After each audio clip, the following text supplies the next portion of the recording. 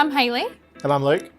We have 4 kids and our puppy, and we've just put together a Springfree trampoline using the BILT app.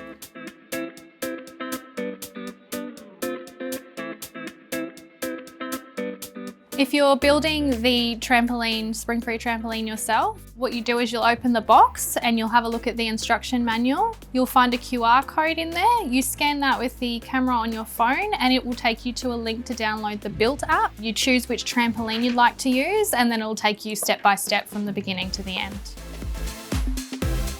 The BILT app was definitely the easiest way to go because it was step by step, and if we missed something you could go back and you could listen to it again. I'm a visual learner myself, so being able to see how it all comes together definitely made the experience a lot easier. I found the BILT app was very helpful, and it did also have extra sort of hints and notes in there just to make sure that you followed it through correctly and you didn't miss any steps and have to go all the way back and start all over again. So it was very, very helpful, yeah. The most helpful part of the BILT app was a diagram of showing how to put the map onto the actual trampoline itself and stretch it out in the different angles to be able to get that tension to make it easy to connect it all up.